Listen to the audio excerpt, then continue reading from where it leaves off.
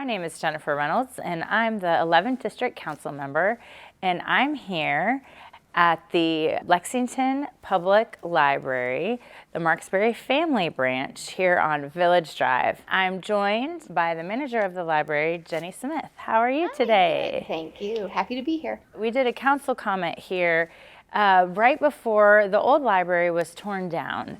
And that we talked about the hopes and dreams of the new library and where the library was going to go temporarily. And now we're standing in the brand new library. We are, and it's beautiful. So I think, one of the things that we heard from the community is they wanted it to be vibrant and light and bright and welcoming. And I think that we have hit that mark. I think so too. And I remember that when we had looked at some original renderings, the architect said they wanted it to be kind of very earthy with wood and stone and light. And a few of us thought that color was missing. This is such a vibrant community, very diverse, and now I am just thrilled with all the color in here. It is gorgeous. The walls are a literal rainbow. You can't get any more bright and cheerful than that, and I think it fits the vibe of the neighborhood. It was so exciting at grand opening. We had 2,000 people come out, and so many of them were from here, from this neighborhood.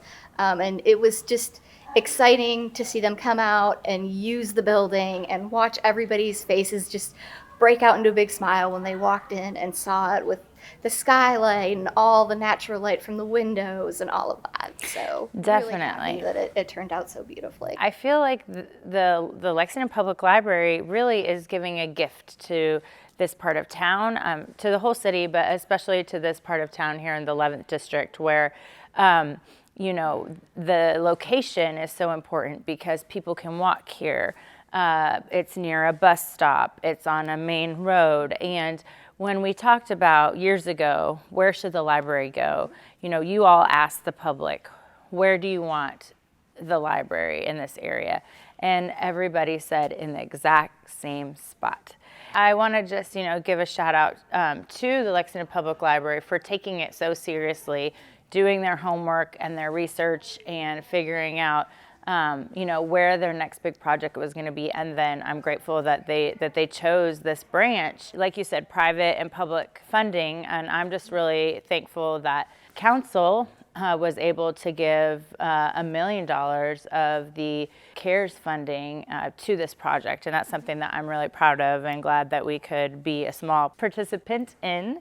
Tell us a little bit about this specific location now. What space do you have to offer? What types of things can people come in here and expect to find? Well, just about anything. So we have got something for everybody.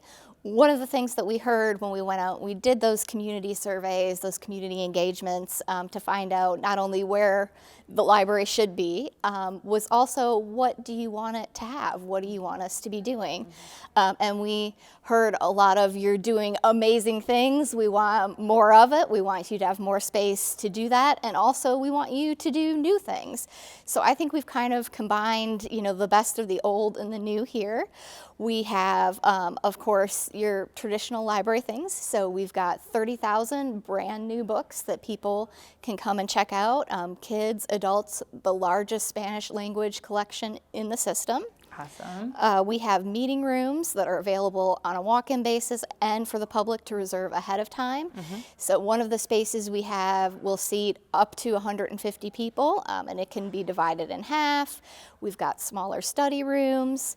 We have a classroom space that we staff here and across the system can use to hold classes here. So currently we're using that for ESOL classes, for our LPL after school program where the kids can come in every day from 3 to 5. We have a maker space here. It's an all ages family maker space.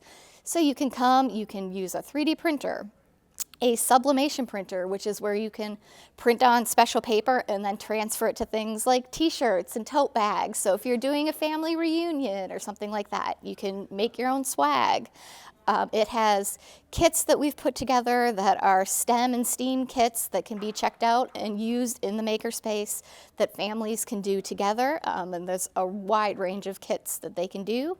We've got embroidery machines, just all kinds of things. That's awesome. If you go upstairs, we've got a children's discovery zone, the Temper Seeley Children's Discovery Zone. So that has books for kids. It also just has some gross motor skill and dramatic play elements that they can use because kids learn best through play. So we've given them a space to do that. We've got a space set aside for our 5 to 11-year-olds, our school-age kids, where they can do crafts and games and activities. We have a beautiful teen space that's got gorgeous sunlight and windows, fun things for them to do, a little gaming space for them. And then on the other side, we've got our adult collection. We've got computers for both adults and children. We've got a nice reading lounge area if you just want to come and you want to work on a laptop quietly or you want to read. We've got space set aside so you can do that. So I think we've kind of got something for everyone. Yes. And then, of course, we've got story time programming. We've got our Teen Tuesday programs where we do a program for teens after school every Tuesday. This sounds amazing. Do you still do homework help?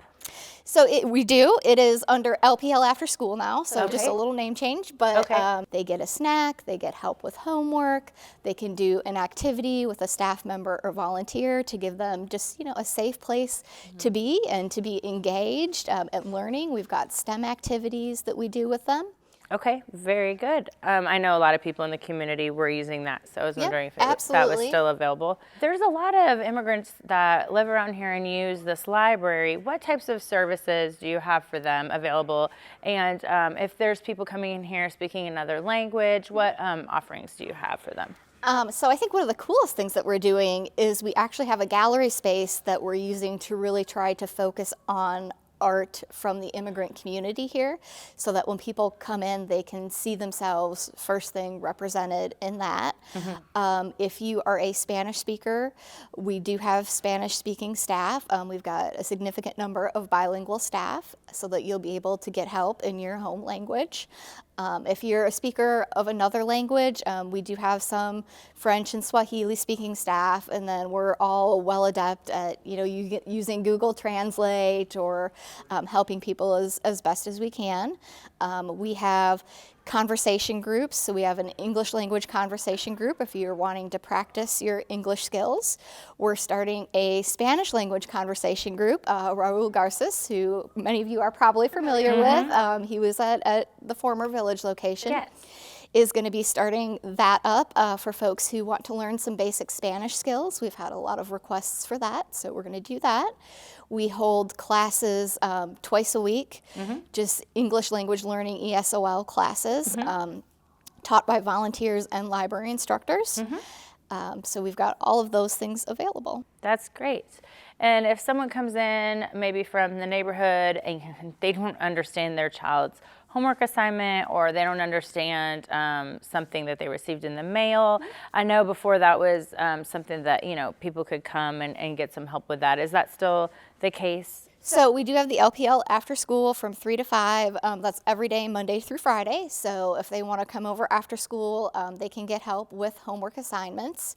If you've got something and you're not kind of sure where to go, we can always get you to the right person. So sometimes it's a thing that we're able to help with.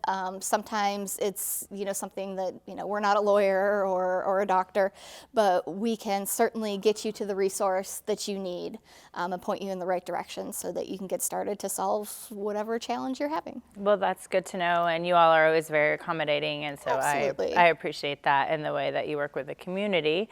Is there anything else that you can think of that you really would like us to know about the new library?